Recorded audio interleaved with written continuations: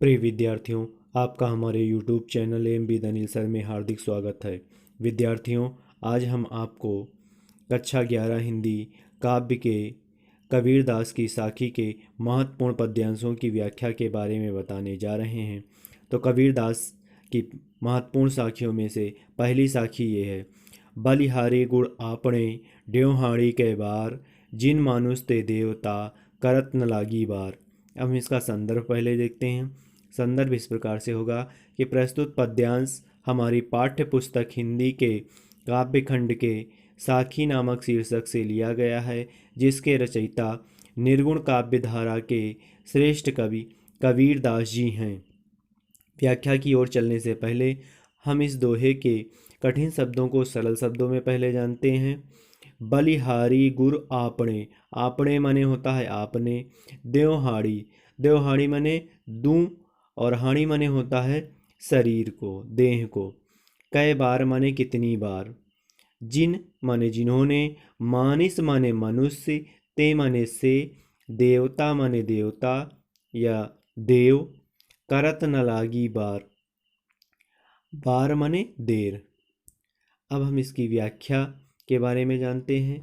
तो निर्गुण भक्ति धारा के श्रेष्ठ कवि कबीरदास जी ने इसमें गुरु की महानता का वर्णन करते हुए कहा है कि मैं अपने उन गुरु पर बार बार न्यौछावर होता हूँ और अपना शरीर बार बार उनको अर्पित कर देना चाहता हूँ, जिन्होंने मुझको मनुष्य से देवता बनाने में तनिक भी देर नहीं लगाई, अर्थात अपने ज्ञान के द्वारा मुझको मनुष्य से देवता बनाने में जिन्हें कुछ भी देर नहीं लगी।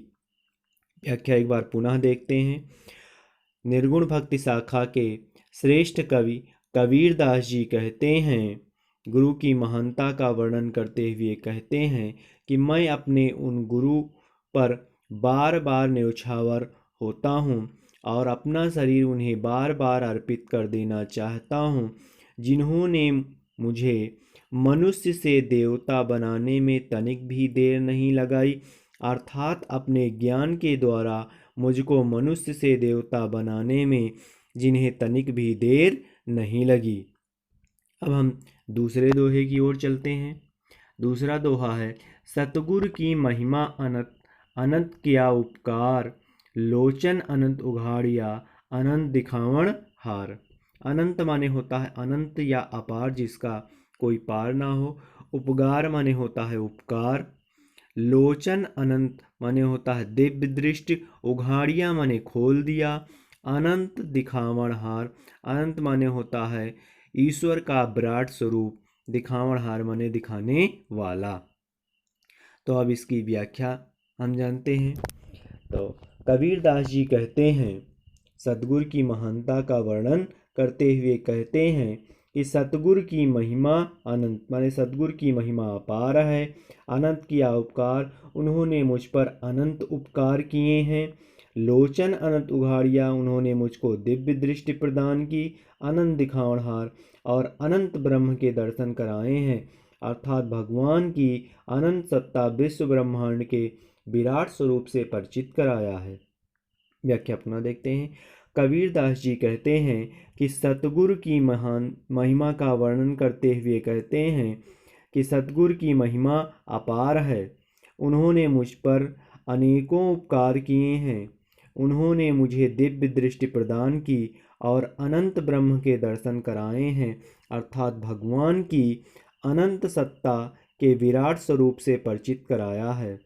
सतगुरु की महिमा का वर्णन करते हुए कबीरदास जी कहते हैं कि सतगुरु की महिमा अपार है। उन्होंने मुझ पर अनेक उपकार किए हैं। उन्होंने मुझको दिव्य दृष्टि प्रदान की और अनंत ब्रह्म के दर्शन कराए हैं, अर्थात भगवान की अनंत सत्ता विश्व ब्रह्मांड के विराट स्वरूप से परिचित कराया है। अब हम काव्यगत सौंदर्य जानते हैं। तो इसमें पहला पॉइंट हो जाएगा कि कबीरदास जी ने सतगुरु की महिमा का वर्णन किया है। दूसरा, भाषा सधुक्कड़ी है। रस शांत रस है। छंद दोहा छंद का प्रयोग हुआ है और अलंकार यमक अलंकार है। हमें उम्मीद है कि आपको यह वीडियो पसंद आया होगा। धन्यवाद।